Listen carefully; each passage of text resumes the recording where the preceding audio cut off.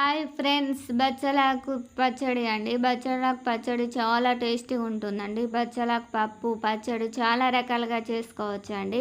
ఈరోజు వచ్చేసి బచ్చలాకు పచ్చడి రెసిపీ చేస్తున్నానండి. బ్యాండీలో కొంచెం ఆయిల్ వేసుకోవాలి. ఆయిల్ బాగా వేడయ్యాక పల్లీలు వేసుకోవాలండి. కొన్ని పల్లీలు వేసుకొని ఆయిల్లో ఫ్రై చేసుకోవాలి. ఆయిల్ ఆయిల్లో ఫ్రై చేసుకుంటేనే చాలా టేస్టీగా ఉంటాయండి పల్లీలు. ఇలా ఉత్తగా వేపుకునే బదులు ఆయిల్లో ఫ్రై చేస్తే చాలా బాగుంటాయి. పచ్చిమిర్చి వచ్చి కడిగి పెట్టుకోవాలి. ఇలా పచ్చిమిర్చిని 2 ముక్కలుగా కట్ చేసుకోవాలండి.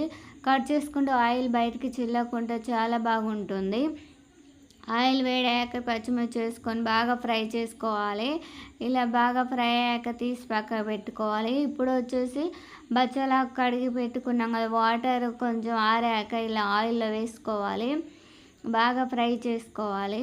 నా ఛానల్ ఫస్ట్ టైం చూస్తున్నట్టయితే సబ్స్క్రైబ్ చేయండి, లైక్ చేయండి, కామెంట్ చేయండి, షేర్ చేయండి.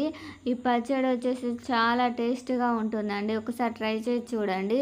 ఈ వర్షాకాలం బాగా ఫ్రెష్గా ఆకు వస్తూ ఉంటుంది కాబట్టి చేసుకుంటే చాలా బాగుంటుంది. వర్షాలకు వేడి వేడి అన్నంలో కమ్మగా ఉంటుంది. పచ్చడి వచ్చేసి చాలా టేస్ట్గా ఉంటుంది. ఒకసారి ట్రై చేసి చూడండి. ఇందులోకి వచ్చేసి కొంచెం చింతపండు వేసుకోవాలండి. చింతపండు వేసుకుంటేనే టేస్ట్ ఉంటుందండి. పచ్చడి వచ్చేసి పుల్ల పుల్లగా చాలా టేస్ట్గా ఉంటుంది. ఒకసారి ట్రై చేసి చూడండి. చేసే విధంగా ఒకసారి ట్రై చేసి చూడండి. చాలా బాగా నచ్చుతుంది మీకు వచ్చేసి. చాలా ఈజీ ప్రాసెస్ అండి. చాలా పెద్ద పని కూడా ఉండదు ఈ పచ్చడితోటి. ఇప్పుడు ఇలా బాగా మగ్గాక కొంచెం చల్లారాలండి. రోలు ఉంటే రోట్లో చేసుకుంటే బాగుంటుంది. మాకు వచ్చేసి రోలు ఏం లేదు కాబట్టి నేను మిక్సీలో చేద్దామని చూస్తున్నాను. ఇప్పుడు చల్లారాక మిక్సీలో పచ్చిమిర్చిలో గ్రైండ్ చేసుకోవాలి. చేసుకున్నాం.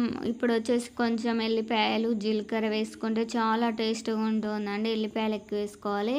1 టేబుల్ స్పూన్ సాల్ట్ వేసుకోవాలి.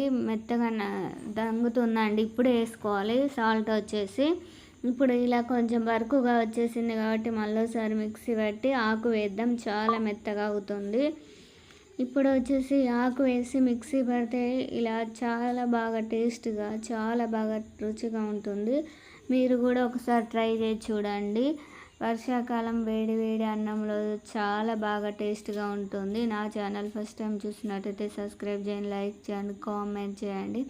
పచ్చడి వచ్చేసి ఇలా రెడీ అయిపోయింది. ఎంతో టేస్టీగా ఉండే ఈ పచ్చడి ఒకసారి ట్రై చేయండి. Bye friends.